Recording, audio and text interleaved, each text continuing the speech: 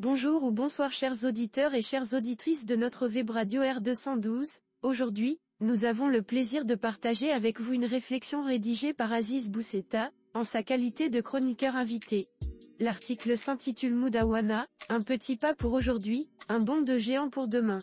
Voici cet article en podcast, pensé pour une écoute vivante et engageante. Aziz Bousseta commence par décrire une évolution marquée par une longue gestation ainsi. Une longue gestation, faite de demandes royales, de plus en plus insistantes, au gouvernement, puis finalement d'une prise en main de cette question par le roi. Mise en place d'une instance spéciale, puis saisine du Conseil des oulémas, tout cela animé et rythmé par un débat sociétal, parfois un énervement sociétal. Et le résultat est là, ou presque. Un résultat qui, malgré quelques déceptions de susceptibilité, satisfait tout le monde et marque un tournant, une étape cruciale pour une vraie réforme, plus globale, plus durable. Un résultat en forme de plus petit dénominateur commun. Notre journaliste enrichit son analyse en affirmant. En réalité, il ne s'agit pas d'une réforme définitive, mais d'une réforme transitoire, une évolution vers la révolution, une sorte d'initiation vers une véritable réforme de fond, qui changerait les fondements de la société, tout en maintenant ses fondamentaux. On a touché à tout, changeant les choses, mais pas intégralement. On a procédé par petites touches, par des actions chirurgicales ou doses homéopathiques, qui ont eu le mérite de concerner tout le monde, de satisfaire un peu tout le monde tout en décevant un peu tout le monde, de titiller les uns et d'émoustiller d'autres. Cela s'appelle le changement en douceur. Aziz Bousseta explore cette question en ces termes.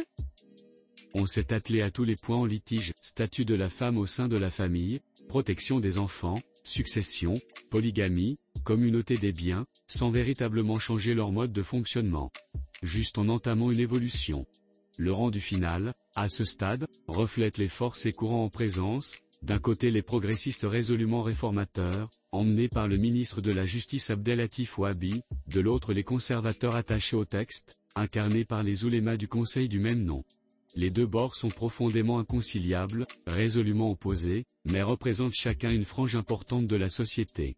Et c'est là qu'intervient la magie du système marocain, avec un arbitre au-dessus de la mêlée, incontestable et incontesté, détenteur du pouvoir temporel et de l'aura spirituelle, tant aux conservateurs, tant aux progressistes, dans la limite des textes, mais surtout de la sensibilité de la société à une phase donnée. Cet arbitre, le roi, est le seul à pouvoir faire bouger les choses, en respectant les textes, l'esprit de tous les textes, coraniques ou constitutionnels, mais à sa manière tout en finesse et jouant sur le temps. Il approfondit sa réflexion en insistant sur un point clé. Aujourd'hui, la société marocaine se trouve à un tournant multidimensionnel, démographique, avec un pic de population prévu pour 2040, et le vieillissement après, économique, sortir du piège du revenu intermédiaire, ou y rester éternellement et dangereusement, géopolitique, la nouvelle place du royaume dans sa région, éthique, un assainissement a commencé, à bas bruit, mémoriel, avec un renouveau patriotique marquant. En un mot, sociétal. Les plus conservateurs admettent la nécessité de changement, même par petites doses, et les plus progressistes comprennent qu'il faut tenir compte des sensibilités des premiers.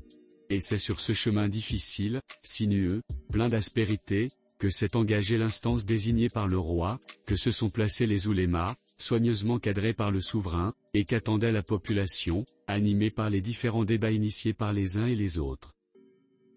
Dans un ton réfléchi, il met l'accent sur les avancées réalisées. Résultat, le statut de la femme avance considérablement au sein du couple, les aspects financiers concernant le ménage sont revus et améliorés dans le sens de plus de droits pour les épouses, la garde est significativement équilibrée, la polygamie et les mariages des mineurs sévèrement encadrés, mais toujours possible, l'héritage abordé même du bout de la plume et des lèvres. Mais tout y est réellement, sans que rien n'y soit vraiment. Aziz Bousseta enrichit son discours avec cette observation. Pour une question socio-religieuse aussi compliquée que la famille, la femme et les us et coutumes héritées du passé musulman, il fallait avancer à pas feutrés, mesurés, prudents, mais audacieux. C'est fait, la démarche ayant été participative, il faut maintenant attendre que les différentes avancées soient acceptées, gravées dans le marbre de la loi, soigneusement appliquées, intégrées dans les esprits. On ne peut changer des croyances et des pratiques en un seul coup, dans le cadre d'une seule réforme. C'est dangereux, et inutile. Les Marocains peuvent tout accepter, mais il faut accepter l'idée que le temps long monarchique est aussi celui de la société. Il lui faut du temps pour s'adapter, contester, manifester, puis se résigner et, enfin, accepter. On notera enfin, cette évolution silencieuse qui est en réalité une révolution bruyante. Le sacro-saint et intouchable principe de l'héritage en islam a été abordé et un changement fondamental y a été introduit. On peut désormais faire des donations à ses filles, hors plafonnement. Pour cette question, la société marocaine s'est désormais hissée sur une ligne de crête entre les deux camps. Reste à considérer la formule de ne pas interdire ce qui est autorisé et inversement, et à la mettre en phase avec la possibilité d'interprétation, d'Aïsiad. Eu égard au temps mis par les oulémas pour rendre leur avis, 6 mois, et considérant les 3 points refusés par eux et non soumis à l'Aïsiad, on peut penser qu'il y a eu négociation entre les deux camps, et concession des deux camps, d'où la saillie sur l'héritage. La voie pour l'Aïsiad est donc ouverte, et avec elle la contextualisation à venir de ce qui est autorisé et de ce qui ne l'est pas. L'auteur conclut en affirmant : cette réforme ainsi déclinée, il faut maintenant qu'elle trouve son chemin dans les arcanes institutionnels. Prochaine étape, le gouvernement et le Parlement. Le roi a demandé au premier de communiquer, d'expliquer, de débattre, de convaincre, pour faciliter l'adoption par le second. Mais partant du principe que le chef du gouvernement ne communique pas, il reste le seul Abdelatif ou Habib pour porter sa croix et emprunter son chemin de croix pour parvenir sans trop de dégâts au Parlement, ou l'attente des députés de la majorité.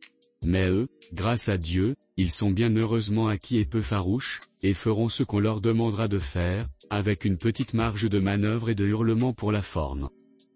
Au final, en 20 ans, on peut dire que les choses ont évolué et continueront d'évoluer, lentement mais sûrement, à pas feutrés mais assurés, et si la réforme en cours n'est qu'initiatrice de plus grands changements, elle ouvre la voie à une autre, résolument moderne et durable, qui siérait au Maroc de l'avenir.